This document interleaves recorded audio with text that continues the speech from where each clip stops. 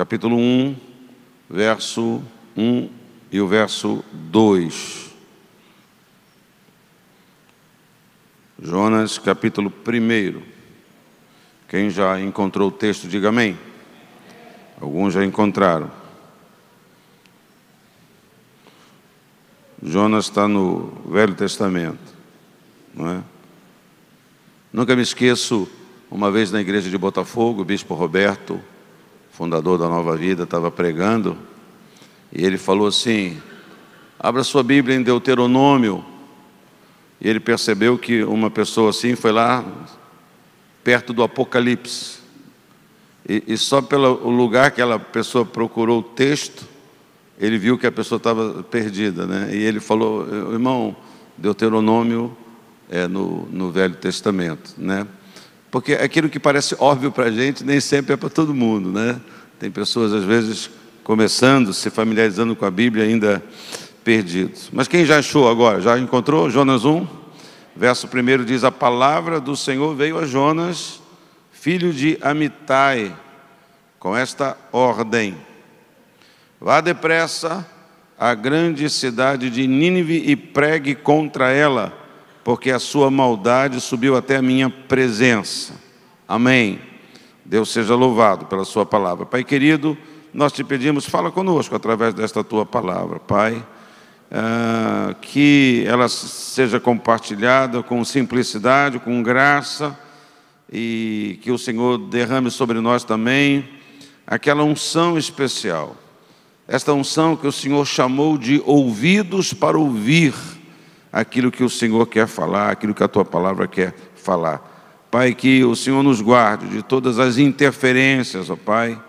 Dá-nos a bênção de, nesta hora, não estarmos só aqui de corpo presente, com a nossa mente na segunda-feira, nos problemas, nos dias de amanhã. Não, Senhor, que nós possamos deixar o amanhã, no dia de amanhã, e nós possamos ser tomados daquele sentimento, daquele espírito, daquele desejo de Maria, irmã de Marta, que sentou-se e prestou atenção no que Jesus estava dizendo, deixando de lado os outros afazeres. Que o Senhor nos dê esta bênção e que o Senhor fale ao nosso coração, em nome de Jesus. Amém. Graças a Deus. Quero chamar a sua atenção para o passado de Jonas, porque de uma certa forma o passado de Jonas o condena, o passado de Jonas o condenou, não é?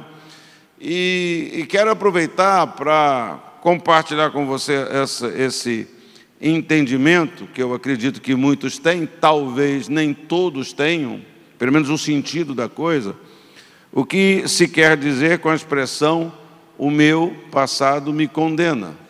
O que se quer dizer com a expressão quando o passado te condena? Falamos assim quando algo que nós fizemos no passado aflora ou vem à tona no presente para, de alguma forma, nos confrontar, para de alguma forma nos contradizer, ou para de alguma forma nos condenar.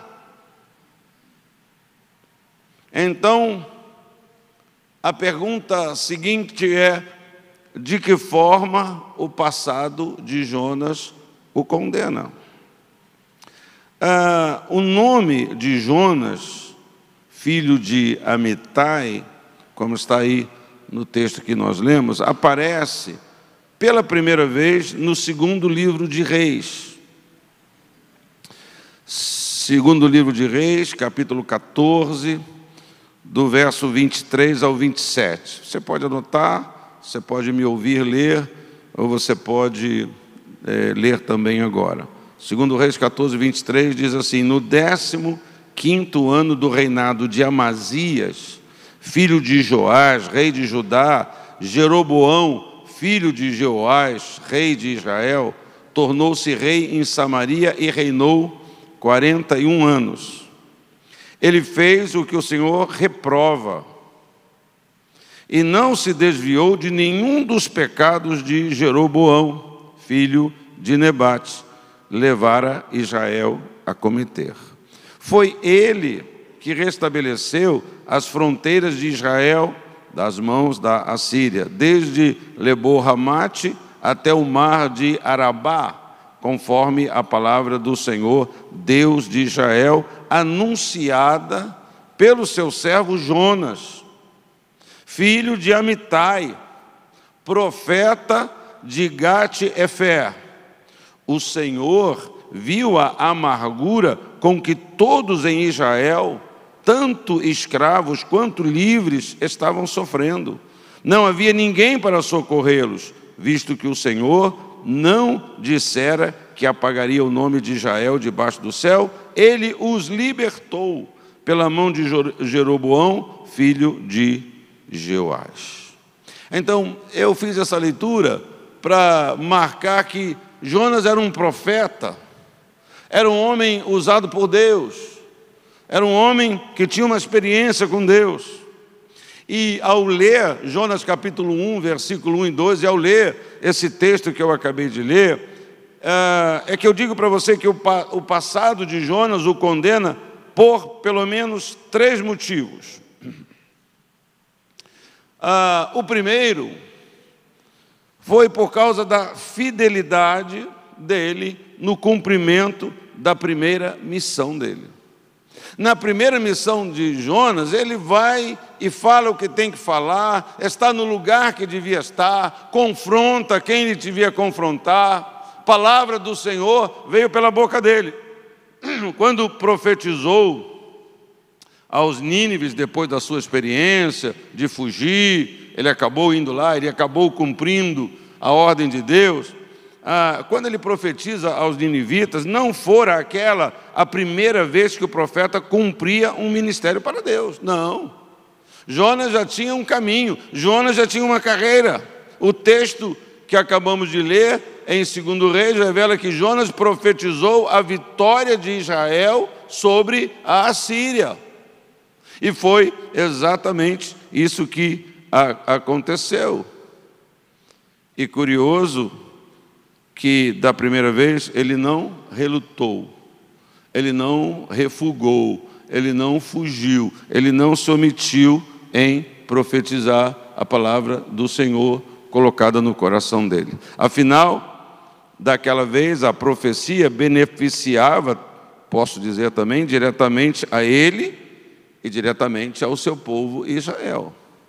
Nós sabemos que Jonas não ia muito com a cara dos ninivitas, mas acaba que tudo isso deve ser para mim e para você um aprendizado. Porque o que acontece conosco é que também nós nos furtamos, né? Uma questão que incomoda é porque você não fala do amor de Jesus e da graça de Deus para as pessoas que você não gosta, para as pessoas que nos incomodam, para as pessoas que nos perseguem. A gente só fala assim: miserável, rapaz, esse desgraçado há de arder no mármore do inferno. Jesus, manda um raio para ele, Senhor, pega ele. Quem suportará que eu confesse um pecado? Você suporta? Aguenta? Olha lá, hein? Depois você vai ficar falando mal de mim aí, vai ficar espalhando. Se bem que esse culto é transmitido, né? Nós temos vizinhos aqui que adoram música. E hoje a música começou aqui em frente muito cedo, 1h da tarde. Funk, batidão. E quando eu retornei aqui para a igreja, umas 2h da tarde, ela estava muito alta. E quando eu desci para o culto, aqui, fui arrumar aqui minha mudança, botar no carro da Kátia, aí ainda estava um barulho. Eu tive um sentimento que, de uma certa maneira, isso é uma provocação, né? Eu estava falando com o irmão, eu falei: irmão, eu fiz uma oração, quando eu entrei aqui para o culto, eu fiz uma oração, eu falei: parou a música, que bom. Legal, né? A gente às vezes fala assim, liga para fulano, chama a polícia, vamos reclamar. Mas eu achei que é isso que as pessoas às vezes querem, quer provocar. Aí eu fiz uma oração boa. Senhor, fiz uma oração pedindo para Deus abençoar. Falei, Senhor, dá a ele uma capacidade 3 vezes mais auditiva. Que o Senhor abençoe esse homem, que ele fique assim com a audição 3 vezes mais potente. Eu não sei se Deus ouviu minha oração, que quando Deus tocou nele, que ele ficou ajudando, ele correu para desligar, que ele não aguentava mais, tão alto que ficou, não é? Então, às vezes a gente precisa dessa, mas geralmente a gente quer que Deus, não é verdade? Que Deus, poxa, passa o serrote, Senhor, né? Eu confesso para você, eu já pedi perdão a Deus, que tem pessoas assim, eu já orei por políticos, dizendo, Senhor, por que, tu já parou para pensar nisso? Por que certas pessoas, por que Deus não dá um infarto no cara, né? Poxa, Senhor, vai lá e desliga o oxigênio do sujeito, tchac, pá. Né? Tu não pensa essas coisas não, você nem precisa vir no congresso de santidade, eu que estou precisando sentar na primeira fila, não é verdade? Mas a minha questão aqui é com Jonas, porque quando Deus falou assim, vai lá pregar para o Ninivita, que o Ninivita é tão longe de mim, esses caras, vou lá, vou falar, depois Deus perdoa, e eu não gosto dessa gente, eu quero que eles vá para o inferno mesmo, eu não quero que ninguém se arrependa lá, porque ele não tinha essa amizade. Mas quando a missão foi evangelizar, falar, a voz do Senhor dizendo, não, olha, Israel vai vencer essa batalha, os assírios, ele profetizou, porque ele era beneficiado, o seu povo era abençoado, Israel ia ser beneficiado. Então, tem essa primeira questão, que quando a fidelidade no cumprimento da primeira missão nos condena, porque não fomos fiéis na sequência. A segunda questão aqui é a responsabilidade de ser chamado de profeta de Deus. Hoje as pessoas querem muitos títulos, né? Sem entender, às vezes, a responsabilidade de ser chamado profeta de Deus. Quando Deus chamava um profeta, ele entregava a esse profeta uma responsabilidade inigualável entre as nações. Ouça o que disse o profeta Amós. Ele disse, certamente o Senhor, o soberano, não faz coisa alguma sem revelar o seu plano aos seus servos, os profetas.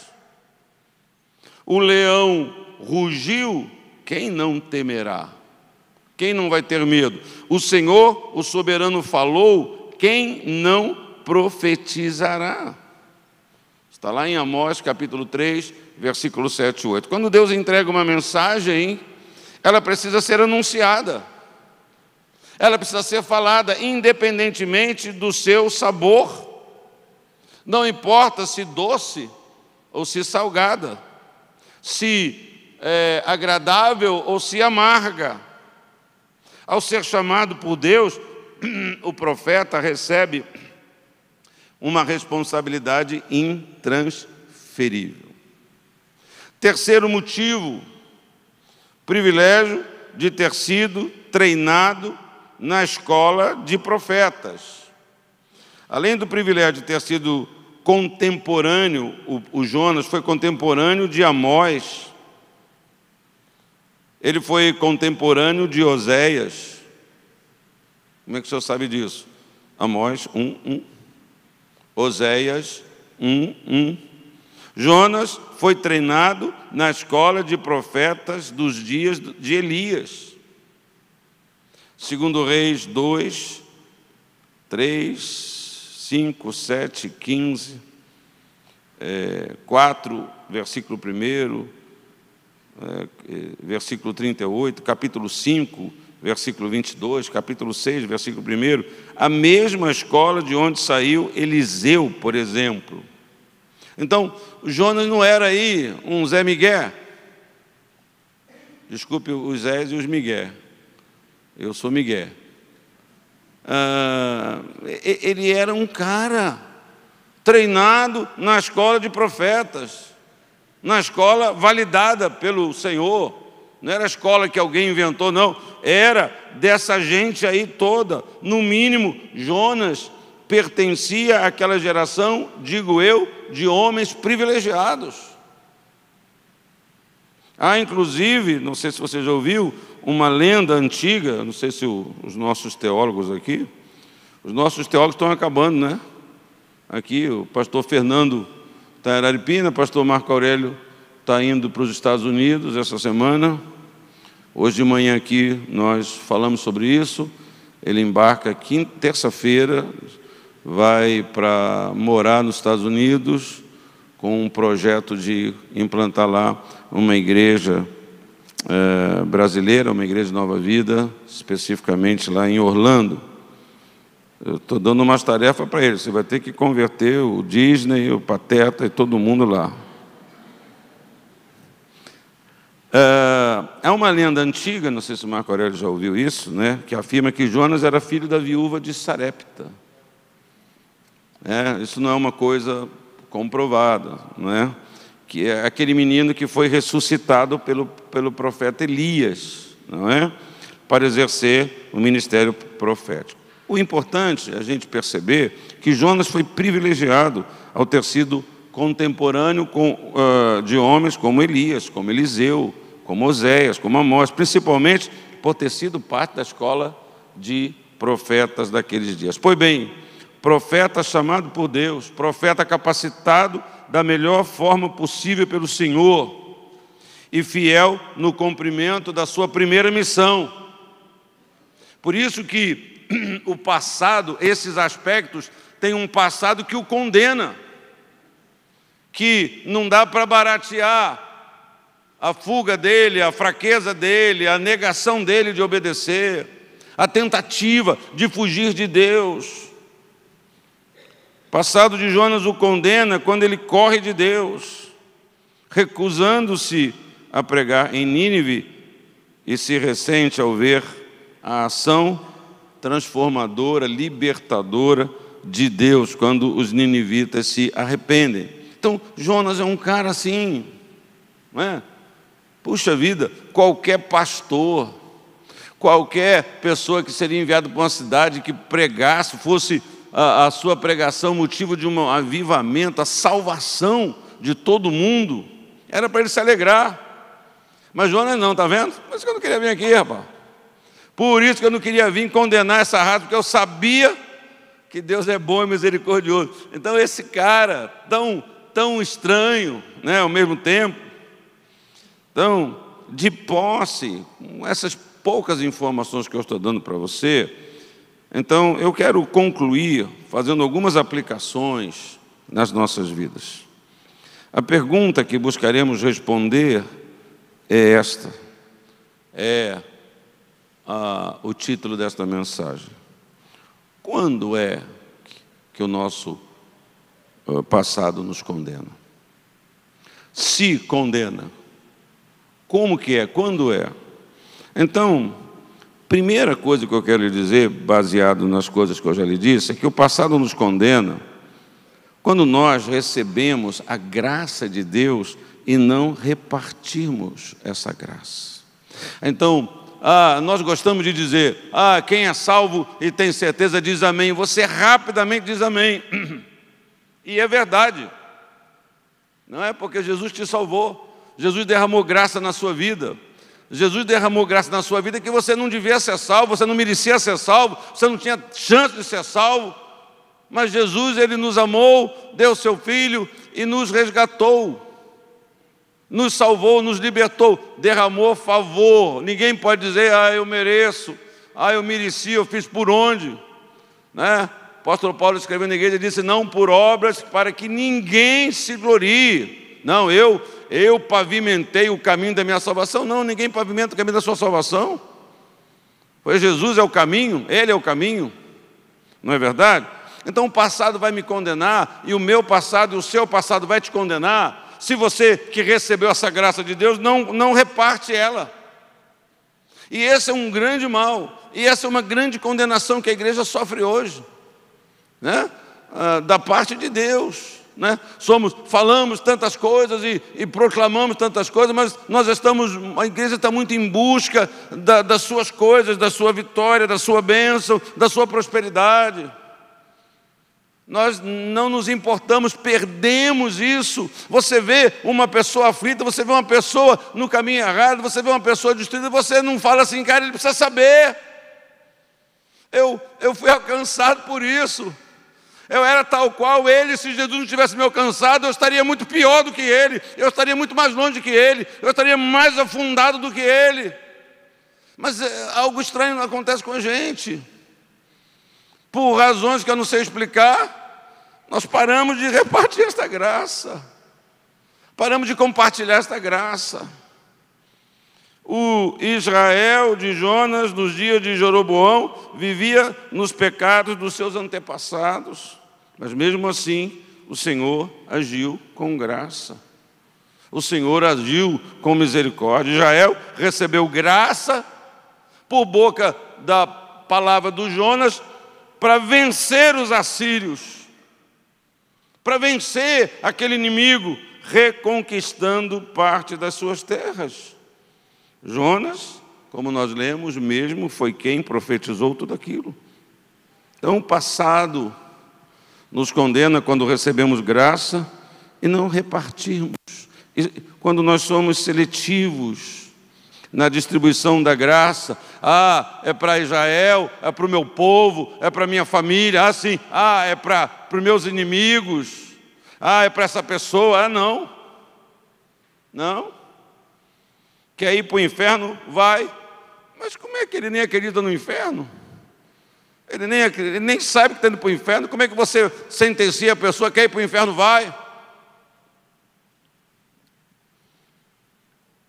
Então, quando a gente age assim, quando a gente é seletivo, quando escolhemos a quem ajudar, a quem amar e a quem socorrer, teu passado vai estar te condenando. Meu passado, a minha experiência com Deus vai ser algo que vai me condenar. Segunda coisa sobre esta pergunta, colocando como pergunta, quando é que o passado me condena? O passado nos condena quando somos tão capacitados e não somos mais tão dedicados. Não é? Quando nós somos capacitados por Deus e nós não entendemos isso, e não pegamos esta capacidade que Deus nos deu e somos ativos, e somos dedicados, e aplicamos constantemente. Você lembra da parábola dos talentos, né? O Senhor veio e distribuiu talentos, deu 10 para um, né? Hoje de manhã eu falei sobre isso, me embananei um pouquinho. 5 para um e 1, 10, 5 e 1. E diz o texto lá, que ele não distribuiu assim por amizade, para o meu filho 10, para aquela besta 1, não.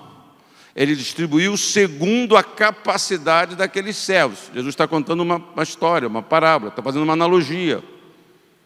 Aí, qual foi a censura? O que recebeu 10, o que recebeu 5, bom, muito bem, você aplicou aquele talento, você acionou, você pôs em prática aquele talento, você aplicou aqui, aplicou ali, transformou o 10 em mais 10, o 5 em mais 5.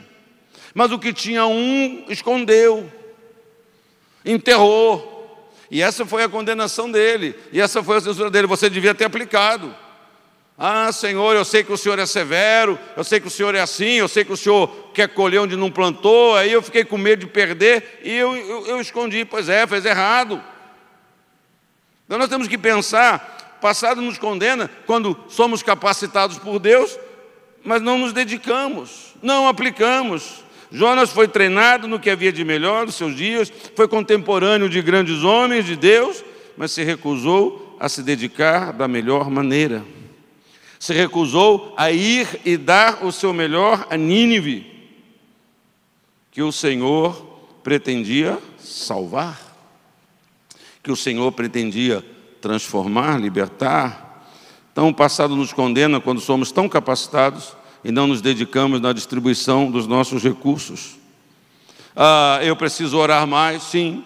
Mas por que você ora mais? Eu preciso ler mais a Bíblia. Quantos crentes gostam, e é uma coisa boa, claro que não podemos ser censurados por isso, de estudar a Bíblia, de fazer curso disso, curso daquilo. Tem muitos cristãos que, por bons motivos, a vida profissional em todas as áreas, né? Quantas capacidades você tem? Eu me lembro que há bastante tempo atrás, eu não sei mencionar quanto, eu estava na praia com a Cátia, com a minha esposa. E nós estávamos sentados na praia, lá na cadeirinha no sol, não me lembro nem que praia que era. Mas é uma praia aqui, essa é uma praia boa, eu só vou em praia boa. Não sei se é a praia de Ramos, era o Piscinão, era uma praia primeiro nível. E nós estávamos sentados assim, e veio um turista, uma moça americana. E a Kátia, ela era professora de inglês, ela trabalhou num curso de inglês, professora. Ela dá para o gasto, ela só não dá mais para o gasto no inglês porque ela não exercita. E a mulher chegou lá, falou: "How many people come back you, como vai? Savá, Trevian, Bercy", perguntou qualquer coisa para a Kátia. Aí a Kátia falou assim: ali. Deu uma informação seca.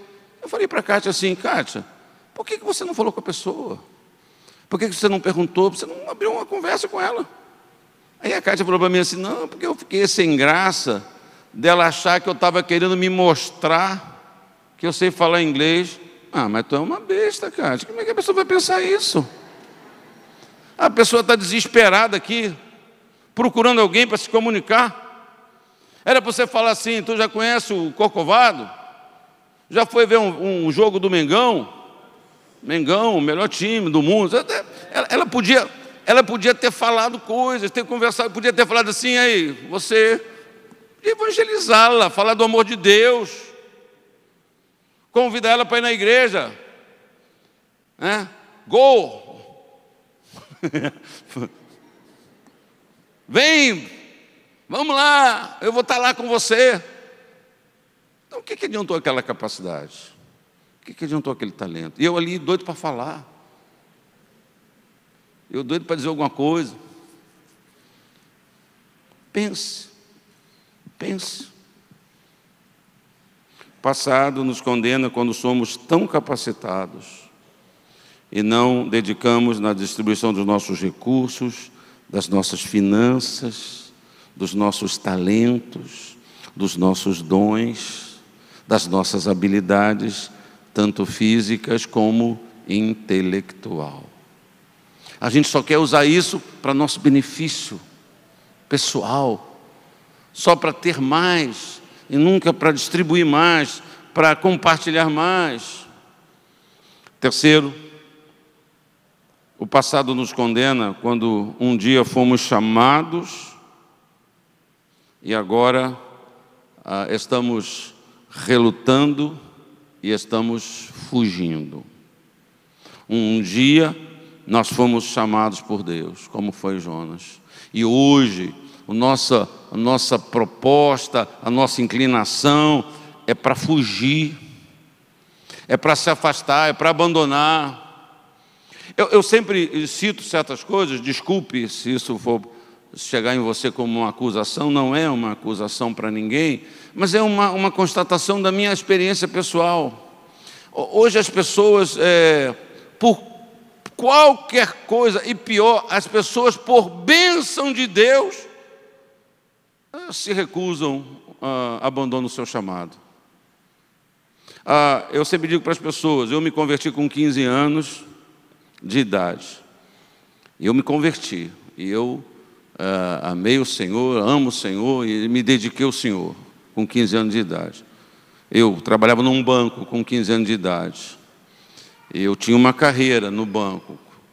Eu, quando me casei, com 24 anos, eu era subgerente do banco. Com 26 anos, eu fui chamado para ser um pastor com 27 anos. Com 26 anos, eu era gerente de um banco. Mas eu sempre fui alguém que busquei Deus em primeiro lugar na minha vida. Eu sempre priorizei, eu sempre fui alguém com toda a minha simplicidade. E a minha vida foi assim, eu trabalhei e estudei de noite. Eu tive uma vida de muito esforço. Eu fui um menino assim, bem visionário para a minha idade. Eu não recebi certos estímulos.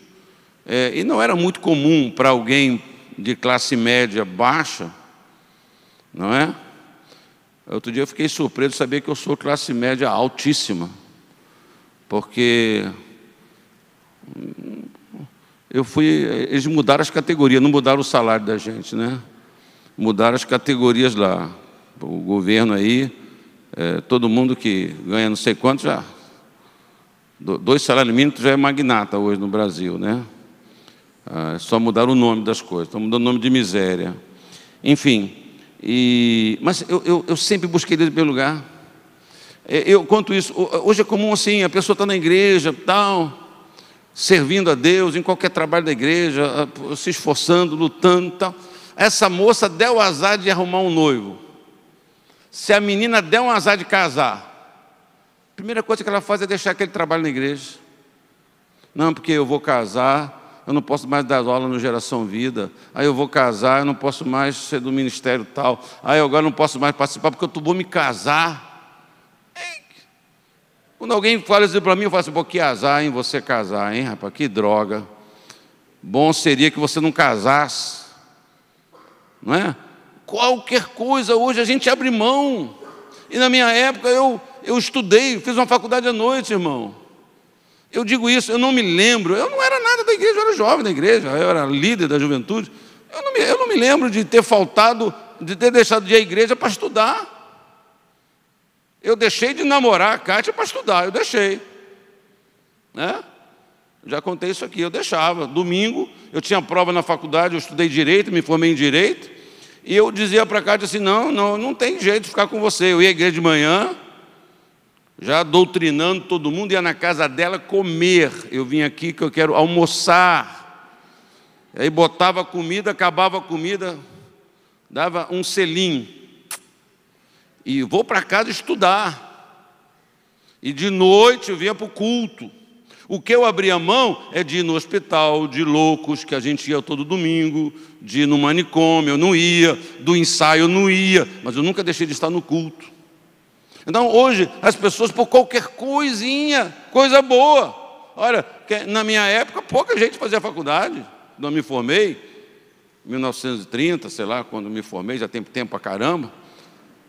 Então era um privilégio, e eu pagava a minha faculdade, meu filho.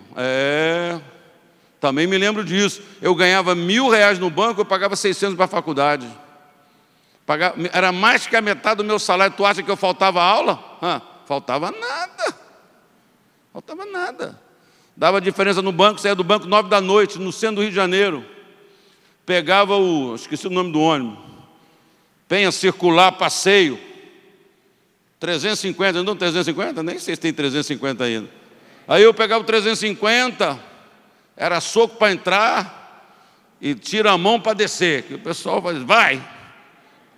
Eu ia para a faculdade 10 horas da noite para assistir a última aula. Por quê? Porque eu pagava. Nunca eu deixei de servir a Deus, nunca abandonei nada por causa de faculdade. Me casei, bem casado. Prova disso que completei 38 anos de casado. Você olha para minha mulher, eu sou acusado de velho com aquela menina nova, dá uma vergonha, aquele velho ali com aquela garotinha nova. O pessoal não sabe o dinheirão que eu gasto com esse negócio, não é verdade? O investimento. Nunca, mas hoje, não posso mais. A pessoa tem um dom, tem um talento, abraça. Qualquer coisa você abre mão. Pastor, não posso, pastor, não posso, pastor, não posso, pastor, não posso. Não faz mais nada. Então o pastor não sabe se ora para Deus abençoar e ora para Deus não abençoar ninguém. O Senhor não abençoa ninguém. Para ninguém. É isso? Não, isso não é certo. O certo é nós entendermos que o passado nos condena. Quando um dia nós fomos chamados e agora a gente reluta e a gente só faz fugir daquele nosso chamado. Fiel ao responder o chamado, fiel no cumprimento da primeira missão, Jonas relutou e fugiu diante da segunda tarefa. O passado nos condena quando um dia Deus nos chama, nos salva, nos comissiona, quando vivemos na alegria do primeiro amor, mas depois nos esfriamos e chegamos à beira da morte. Tem noção quanto crente se esfriou e está à beira de uma morte? Quanto crente está passando por isso? Ah, é por isso, é por aquilo. Irmão, quero saber do que Deus quer para a minha vida. Não quero saber a explicação. Você está mal por isso, tá bom? Você é muito azarado. Você foi para uma igreja que o pastor é um safado. Por isso você está assim, destruído. Tá bom? Tá bom? Não tá bom.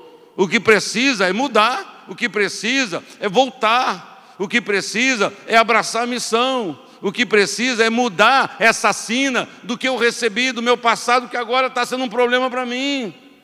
Porque eu podia fazer e não faço, eu devia estar e não estou. Me lembro do que Paulo disse à igreja no Novo Testamento, que fez vocês descerem. Eram para você estar longe, o que fez você cair dessa graça, o que fez você relutar, o que fez você estar parado, o que fez você ter que continuar dando leite para você. Talvez possa ser dito, podia ser dito de Jonas, e pode ser dito de mim, de você nessa noite: Jonas, Jonas, quem te viu e quem te vê, Jonas? Será que Deus não nos vê desta forma? Será que Deus não diz: Miguel, Miguel, quem te viu, quem te vê, cara? Quanta graça foi derramada sobre a minha vida, quanta graça foi derramada sobre a sua vida, meu irmão. Quantos recursos foram entregues a você, quanta alegria você esbanjou no início. Agora, porém, o que se vê é uma pessoa relutante, fria, à beira da morte. Irmãos, digo a todos vocês, de todo o meu coração, eu penso que será para pessoas assim que no final o Senhor dirá o que está registrado no Sermão do Monte. Muitos naqueles dias dirão: Senhor, Senhor, não profetizamos em Teu nome não expulsamos demônios, não realizamos muitos milagres. Então eu lhes direi: nunca os conheci, afastem-se de mim, vocês que praticam o mal. Um dia foram e fizeram tanta coisa, mas agora vivem na prática do mal. E talvez uma pergunta pode ser: mas que mal? Veja o que Jesus disse antes dos 2 versos que eu citei, Mateus 7, 21. Nem todo aquele que diz Senhor, Senhor entrará no reino dos céus, mas aquele que faz a vontade do meu Pai que está nos céus. A vontade de Deus para mim, ela não para quando eu creio em Cristo. Eu estou na vontade, eu recebi Jesus na minha vida, Ele me salvou. Então parece que agora eu já faço a vontade de Deus, ou parece que a vontade de Deus só vai até ali. E depois de você aceitá-lo, entregar-se a Ele, agora você pode continuar fazendo o que você quiser. Agora você pode ter as prioridades que você tiver na sua vida, você pode organizar a sua vida assim. Você pode fazer o que você achar que é melhor, ou mais conveniente. Não é assim. Privilégios do passado devem servir não para nos acomodarmos, não para nos justificarmos da negligência do presente, mas para nos encher de fé, para prosseguirmos no discernimento e no cumprimento da vontade de Deus para as nossas vidas.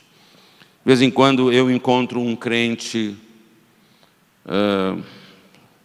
já experiente, já com muitos anos de igreja, e às vezes há nesses irmãos uma certa jactância, um certo saudosismo. Eu sinto saudade de muita coisa, mas eu não vivo uma vida saudosista. Eu vivo uma vida plena naquilo que hoje está na minha mão, aquilo que eu posso fazer, né? Porque um saudosismo abate, saudosismo enfraquece, saudosismo, né? Veja aquele corinho dos saudosistas, né? que foi composto e cantado pelo o Lilico, lembra? Lilico cantava: tempo bom, não volta mais, saudade. Lembra desse irmão? Está aí na televisão? Até a música é ruim, né? A música é triste, a música é deprê. O bumbo bate num ritmo de marcha fúnebre. Tum, tempo bom, tum, não volta mais, tum, saudade. Tem crente, não, poxa, antigamente, poxa, maravilhoso, o grande, aí cita o nome de um monte de pastor, aleluia, Deus o tem, tempo bom era aquele. Dá vontade de falar assim: por que tu não morreu então, irmão, logo então? Devia ter morrido naquele tempo também. A pessoa está viva, a pessoa tem saúde, está aí, é para servir, é para fazer, é para viver o dia de hoje, é para olhar para frente. Gosto da analogia que alguém fez recentemente, pelo menos eu li na rede social, né? Que o retrovisor é pequeno, a gente tem que olhar mais para frente, o para-brisa é maior do que o retrovisor. É para você olhar mais para frente, não é para ficar guiando o carro olhando para trás. Você olha para trás assim só né? Só de soslaio, gostou? Tu dá aquela olhada assim só para ver, só para cortar, só para não ter interrupção no seu trajeto para frente. Mas quanta gente está vivendo assim, né? Como nós precisamos aprender que uma coisa é começar, e outra é continuar, e outra é terminar a jornada. Não, era muito bom, eu já fui isso, já fui aquilo. Mas o que você é hoje? O que você faz hoje? O que está no seu coração hoje? Nós estamos com a nossa vidinha igual das pessoas do lado de fora.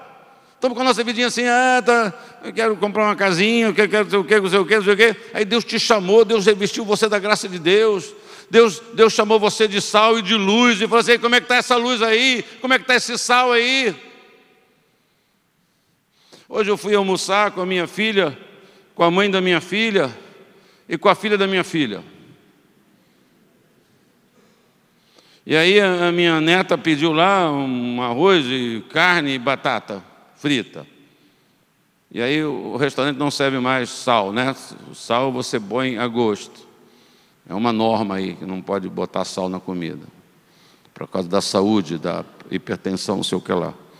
E aí comemos a batatinha, aí está sem sal. E aí a minha neta falou assim: pediu sal. Aí eu fui e botei sal, muito pouquinho sal na batatinha dela assim. Aí os olhinhos dela brilharam, ela pegou e falou: agora sim. Eu também comi uma batatinha. E essa lembrança veio ao meu coração. Que diferença, hein? Como que o sabor muda, né? Aí eu pensei nisso. E como é que nós estamos? E qual é a diferença que você faz? Não é? Aí você chega no seu trabalho e pensa: chegou o Paulinho, chegou o Miguel, e aí, cara, tudo legal? Ou as pessoas, você chega no seu trabalho, porque o sal atrai, a luz atrai. Luz atrai. A gente quer a luz, a gente vai para a luz, não é? O sal, né? Então, como é que está? Como é que a gente se olha? Como é que você se enxerga? Não importa quão bem um dia você tenha começado. Importa, mas não é o mais importante. Quão bem você foi por um tempo. Pois o que importa é você terminar. Os salvos perseveram até o final. Salvo é aquela pessoa que persevera. Eu pergunto para você: o seu passado te condena? Você tem repartido a graça que você recebeu? Você anda nessa graça? Você vive nessa graça? Ou a graça está esquecida na sua vida? Os problemas, as dificuldades, elas enxovalharam a graça na sua vida, elas nublaram a graça. Será que isso é possível? Não é? Será que isso é possível? Se você permitir, vai ser possível. Se você tirar a graça da sua vida, tirar o favor de Deus, a presença de Deus, se você tirar essas coisas, se você entender que você é o que você é pelo favor de Deus, pela bondade de Deus, Ele que nos dá vida, Ele que sustenta todas as coisas. Se você viver assim, você com certeza vai repartir essa graça. Vai ser natural você falar desta graça. Você se dedica com tudo aquilo que você tem, que Deus te deu. Você se dedica nessas coisas, você aplica estas coisas, você glorifica a Deus na prática das capacidades que Deus te deu. Aquilo que você faz, até mesmo o seu trabalho. A Bíblia tem essa exortação: tudo que você fizer, seja para a glória de Deus. Tudo que você fizer, seja para a glória de Deus. Glória a Deus. Você acha estranho, você despreza o jogador de futebol. Você já viu quando o jogador de futebol fala glória a Deus? Eu fico vendo assim, o pessoal fica com raiva disso. O cara fala: não, glória a Jesus, o Senhor nos deu vitória, Deus me deu capacidade. O cara glorifica a Deus com aquilo, com o gol que ele fez, a defesa que ele fez lá. E a gente às vezes fala aquilo, sei lá, às vezes a gente nem acha aquilo valioso, importante. A gente acha às vezes que não é. E nós? E você? Você tem permanecido na fé que um dia encheu você da presença de Deus, aquela fé em Deus, aquela confiança em Deus que te deu alegria, que te deu força diante dos problemas, diante das adversidades, das coisas que não deu errado, Deus está comigo, meu Deus é maior. Não deixe, querido irmão, o passado te condenar. Persevere com fé na graça de Deus. Eu vou terminar essa palavra antes de orar por você, com o texto de 1 Pedro, capítulo 4, versículo 7, que diz assim: o fim de todas as coisas está próximo. Portanto, sejam criteriosos e estejam alertas e dediquem-se à oração. Sobretudo, amem-se sinceramente uns aos outros, porque o amor perdoa muitíssimos pecados. Sejam mutuamente hospitaleiros, sem reclamação. Olha, ser hospitaleiro já é um desafio, não é, não, irmão? E sem reclamação é pior ainda. Quer mais? Quer mais? Quer mais uma sopinha? Ah, quero. Nossa, miserável, come pra caramba.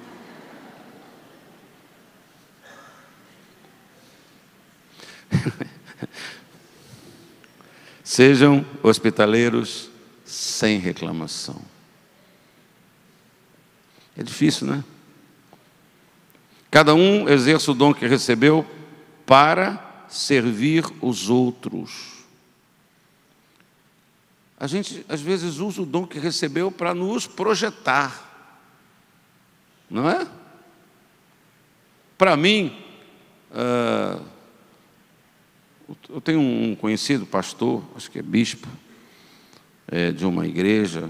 Ele botou uma coisa dizendo assim, que um amigo dele sugeriu que ele deve acrescentar um adjetivo ao seu nome.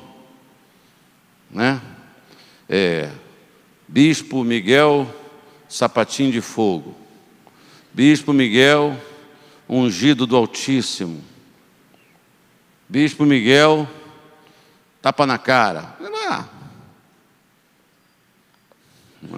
Eu acho que para mim ficava legal Mordida do Leão de Judá, Dentada do Poderoso. Sinceramente, eu vejo uma coisa assim, eu vejo uma campanha, fulano poder, eu passo.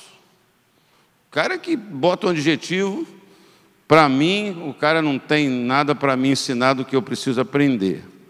Porque eu preciso aprender, mas não essas coisas, eu não preciso aprender isso não. Então, cada um exerce o dom que recebeu para servir os outros, administrando, olha aí, irmão, fielmente a graça de Deus em suas múltiplas formas, a multiforme graça de Deus. Se alguém fala, faça-o como quem transmite a palavra de Deus. Se alguém serve, faça-o com a força que Deus provê, de forma que todas as coisas Deus seja glorificado mediante Jesus Cristo, a quem seja a glória e o poder para todos sempre. Amém. Amém. Então, marque esse texto, leia esse texto, traga ele para a sua vida. Como que eu estou vivendo? Não permita que o teu passado te condene, né? Quantos de nós ficamos assim? Não é uma questão nem de, Senhor, me ajuda. É questão de você se lançar a fazer aquilo que você tem, aquilo que você recebeu, dar aquilo que você recebeu de Deus. Não deixar essas coisas de lado, não se deixar ser distraído. Não é verdade? Outro dia eu li isso, eu acho que eu já falei isso aqui na igreja, né? Não é sobre essa questão de servir, mas é sobre coisas que invadem a nossa vida. Você já percebeu um atestado que a gente passa, os cristãos passam hoje, é um apego ao lazer, é um apego à diversão. Qual é a questão que nós falamos assim? Não, estou precisando dar uma distraída, estou precisando dar uma relaxada. Querido, quando a oração, quando a comunhão com Deus não é o lugar onde você tem relaxamento, onde você tem graça, onde você tem renovação, então, alguns de nós esquecemos que a necessidade que você tem não é de lazer. E por isso que nós estamos nos alimentando do lazer do mundo, né? Show, é um formato de coisas, show isso, show aquilo, né? O crente tem que ver, o crente tem que ser atualizado, o crente tem que fazer não sei o que lá, o crente tem direito. Abre a sua Bíblia. O que nós precisamos e o que você tem direito é de descanso. Descanso você precisa, mas não de lazer.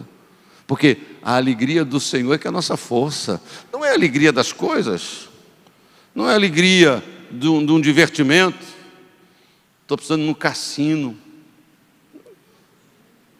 Estou no cassino, dar uma distraída, quem sabe eu ganho um dinheirinho. Senhor, eu prometo que eu vou dar o dízimo, viu, Senhor? O Senhor está vendo e tal. Não precisa desse lazer, você não precisa desse divertimento, você não precisa dessas coisas para dar risada. Não, né? A alegria do Senhor é a nossa força. Então, nós estamos assim, bicudos na casa de Deus, né? Bate palma, irmão. Ó, irmão, bate palma. Tem que ir. Pastor tem que ser animador. Tem que girar a manivela. Não é? Mas lá fora, nós estamos... Hein? Você vai no show do Jararaca e Ratinho, está você lá. É alegria, cantando. Hein? Lá no Maracanã, né? Aí bota foto. Lá no Maracanã, bota no Facebook. Irmão, crente. Esse o time dele ganha então?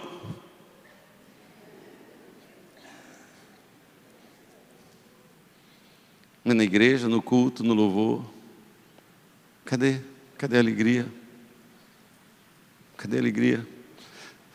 Tem tempo eu fui pregar numa igreja de Nova Vida, domingo à noite, não no Rio de Janeiro, igreja cheia, e eu preguei, gritei, não me lembro nem se eu rasguei a minha camisa, se eu derrubei o púlpito, eu me derramei e fiz um apelo para a pessoa entregar a vida a Cristo. E veio uma pessoa ficou de pé naquela multidão e veio à frente. E a igreja ficou muda. Todo mundo. Irmão, é que certas coisas você só faz na sua igreja, não faz na igreja dos outros, né? Mas eu estava tão que depois eu falei com os diáconos. Tinha uns 2 diáconos lá, que muito chegados comigo, muito atenciosos comigo. Irmão, pô, vocês estão os diáconos tudo morto aqui, rapaz. Nem para puxar glória a Deus vocês servem na igreja, rapaz.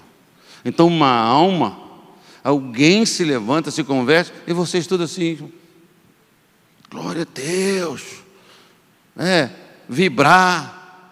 Esse é o problema. A nossa vibração não está nessas coisas mais. A nossa vibração está nas coisas lá de fora. Não é? E lembra como é que você era? Lembra quando você se converteu? Lembra?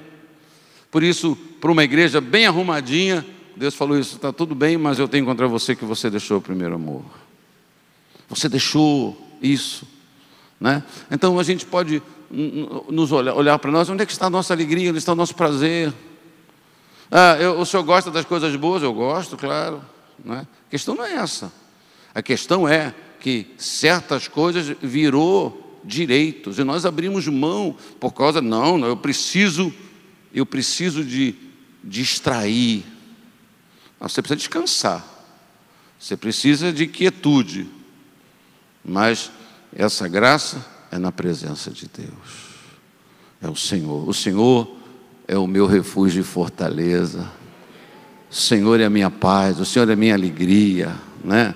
Alegria, o Senhor é o meu ânimo, a minha força. Se você está precisando dessas coisas, você é um cristão, busque o Senhor. Busque o Senhor. Geralmente, são nessas idas que a gente encontra o que não esperava. É nessas coisas que a gente é beliscado por coisas que nos enfraquecem. Né? É numa brincadeira que a gente pisa num espinhozinho, e aí a gente não pode mais atender a nossa vida vai para um certo desvio, não é? Então, que você guarde a sua vida, o seu coração. Vamos ficar de pé, todos nós, e vamos curvar a nossa cabeça. E eu queria compartilhar, claro que não é da vontade de Deus que o meu passado me condene. Deus não fez tudo de bom na minha vida para agora isso ser contra. Poxa, eu fiz e não faço mais, eu era e não sou mais, eu era mais, hoje sou menos, eu servia mais. E você deve se perguntar por quê? Por quê? Por que eu não vou fazer? Antes você tinha menos condição, eu também tinha menos condição, nada era problema. Distância não era problema. Mas você era jovem. Então, graças a Deus. Agora eu não sou tão jovem, mas eu tenho outros recursos, que é para eu continuar fazendo, é para eu fazer melhor. Mas aí a gente não usa mais esses recursos, não é? Não aproveitamos o que temos. Quantas vezes você está em casa, o carro está na garagem, não vou na igreja não. Tem carro. Tem carro. E quando a pessoa está animada, apaixonada, a família fala, não vai, olha, nada. Sim, eu vou pegar um ônibus, vai para a rodoviária, vai lá para o centro de Caxias, depois pega outro ônibus, maravilha, alegria, animado. Tenta fazer a pessoa não vir, nada. Está preocupado comigo? Me leva lá, né? Não é verdade? E a gente às vezes tem mais, recebeu mais, foi abençoado, mas a gente tá mais animado para ir para outros lugares com as bênçãos de Deus do que para a casa dele. Então vamos fazer uma oração. Quero fazer uma oração. Deixa essa palavra no seu coração. Espero que essa palavra, esses pensamentos acompanhem você esta semana, que você os traga, que você leia o livro de Jonas, que você volte ao seu coração essas coisas. Você vai sair daqui, tantas coisas vão acontecer. Amanhã você vai para o seu trabalho, um monte de informações, de notícias, vai ver a televisão, o noticiário, o Supremo Tribunal, e quem foi preso, quem foi solto, tanta coisa. Guarde essa palavra no seu coração, cuide dela, mastigue ela, rumine ela. Senhor, eu quero ser, eu não quero ser bom como eu fui um dia, eu quero ser como eu nunca fui. Eu não quero voltar, que saudade do... Não, eu quero ser melhor, Pai. Eu quero ser mais, eu não quero ser menos. Quebrante-se, humilhe-se. Peça a graça de Deus sobre a sua vida. Pai, eu oro por todas essas pessoas que estão aqui, que ouviram esta palavra, aqui nesta igreja, os que ouviram através da internet, que estão ouvindo ainda. Eu oro por cada uma destas pessoas, pedindo que o Senhor derrame da sua graça, pedindo e desejando que eles recebam a tua palavra como cuidado do Senhor, que recebam a tua palavra como chamado do Senhor, recebam a tua palavra como o Senhor dizendo: filho, filha, é preciso que você volte, que você cresça, que você avance, que recebam a tua palavra como um incentivo a se levantarem, a se colocarem diante de ti, a se oferecerem a ti, a fazerem como o profeta Isaías fez, dizendo: eis-me aqui, Senhor, envia-me a mim, usa-me a mim. Ao invés de dizer só: abençoa no meu trabalho, abençoa na minha atividade, Senhor, me dá mais aqui, me capacita a ter mais, que nós passemos a orar mais: Senhor, me usa, Senhor, me usa, sim, me abençoa, abençoa a minha casa, me dá condições de cuidar da minha família, mas Senhor, me usa no meu trabalho, me usa aqui na minha vizinhança, me usa na minha casa, usa a minha vida, Senhor. Desperta-me, Pai. Eu conheço o Senhor, eu provei desta graça, eu fui salvo, eu fui liberto, eu já fui curado. O Senhor já me livrou, o Senhor me livrou da morte, o Senhor não me livrou da morte para eu ficar de lazer em lazer e distração em distração. O Senhor me livrou da morte para que eu cumpra o teu propósito. E de vez em quando é tão bom poder ir descansar. Então, Pai, trabalha na vida do meu irmão e da minha irmã. E se alguém entrou aqui desanimado, se alguém entrou aqui com essa duplicidade de pensamento: vou para Nínive, ou vou para Tarsis, vou fazer o que Deus me pediu, vou tentar escapar. Fala, Pai, o coração desse teu filho, desta tua filha, desperta ele a esta boa prática. Guarda-nos do mal. Eu peço que o Senhor abençoe esta semana, os dias que estão diante de nós. Ao sairmos da tua casa nesta noite, que nós sejamos guardados, protegidos. Concede uma noite de paz. Abençoa os nossos irmãos, os nossos amigos, as pessoas que vieram aqui primeira vez nesta noite, e todos os teus filhos, ó Pai. Que nós saímos daqui fortalecidos, animados, com uma disposição de ser, de fazer e de servir ao Senhor. Guarda todos, livra-nos do mal. É a minha oração em nome de Jesus, e que todos digam graças a Deus. Uma boa noite para você. Vá em paz. Deus te abençoe rica e abundantemente.